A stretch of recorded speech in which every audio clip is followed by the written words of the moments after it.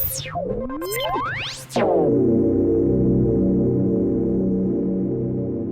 then, hello, good evening, good morning, good afternoon, and welcome one and all.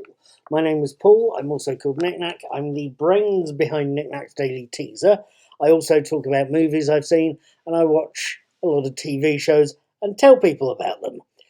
If you want to see some more of my content, it's up in that little eye in there, as well as links to the written version of this review and links to my blog, Knick-Knack's Old Peculiar. At any rate, I mentioned I watch TV, which I do. I've recently started watching the second series of Star Trek Picard last Friday, and very impressive that was. I've also, last night, on Tuesday the 28th, I started watching the full series of Stranger Things. Its episode 1 is called The Hellfire Club, and I wanted to tell you about it.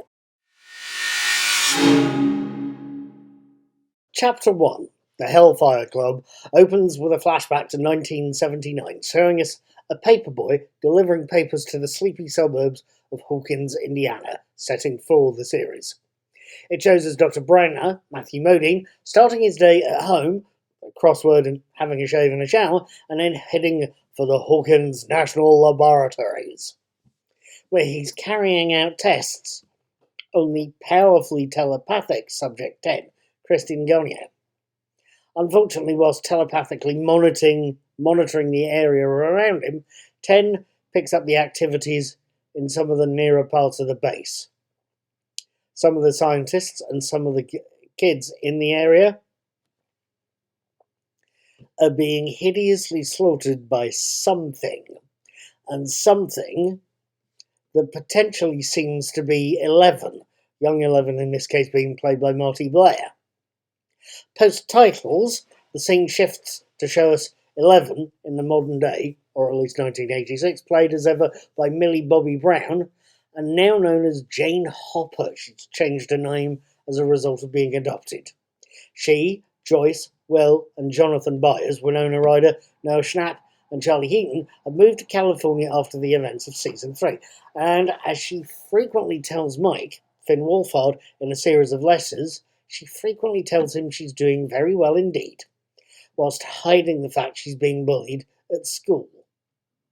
Mike, by contrast, alongside Dustin, Lucas and Max, Gaten Matarazzo, Caleb McLaughlin and Sadie Sink, are still at Hawkins, but have started at Hawkins High, the senior school.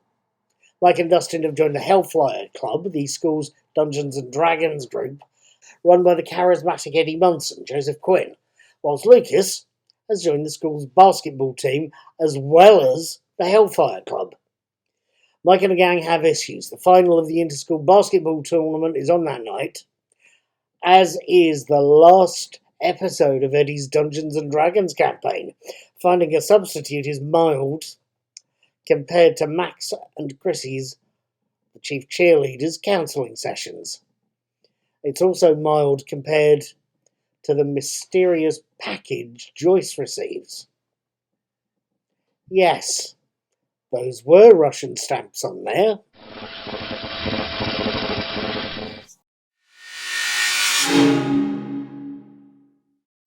Now, what did I make of the Hellfire Club? What did I make of this opening episode? I think, as I've mentioned, that I've recently started watching Series 2 of Star Trek Picard, and I caught the impressive opening episode on Friday the 28th, and it is quite an impressive episode, especially when you considered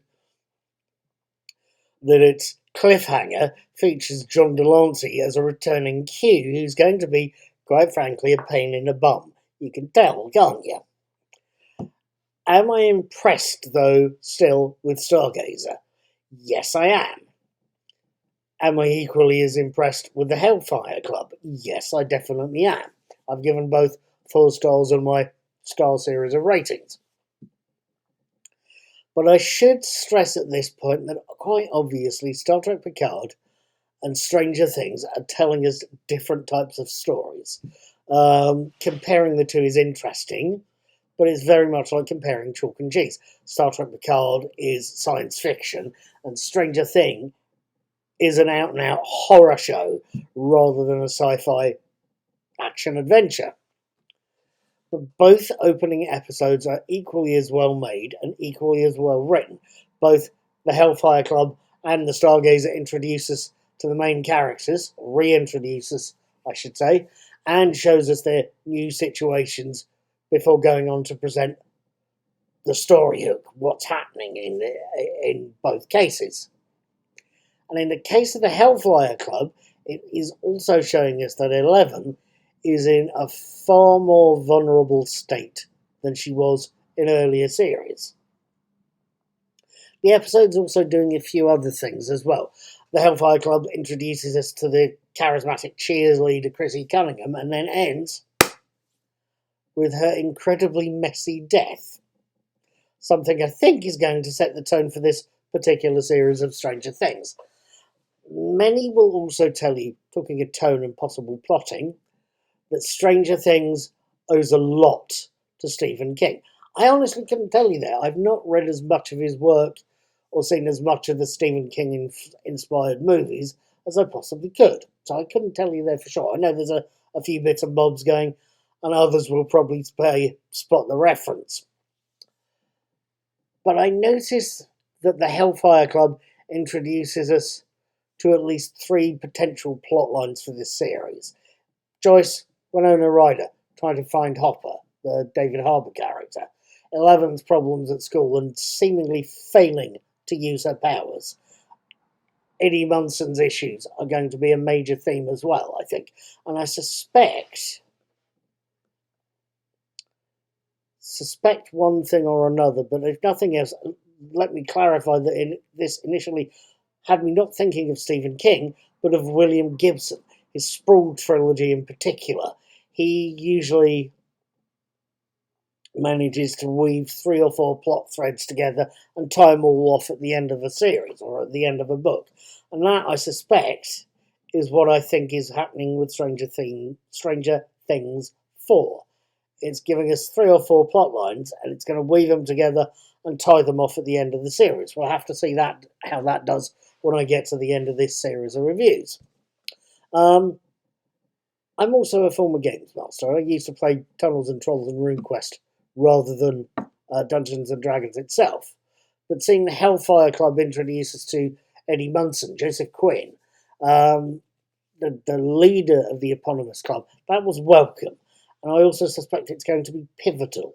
I get the impression his character is going to be the hinge point for this whole series. At any rate, and either way, and trying to draw to a close here, I suspect that the Hellfire Club, or I believe that the Hellfire Club is a very good opening episode to this 4th season. And it's definitely made me want to watch the next episode, episode 2, Vecna's Curse, on the 5th of July, next Tuesday, and post a video and written review on the 6th. I'm also going to be watching another episode of Star Trek Picard as well. You're welcome to join me for all of them, and I would love it if you left a comment on this video or on my blog post, and indeed hit that subscribe button. Thanking you for watching. Have a good week. I'll see you next Tuesday.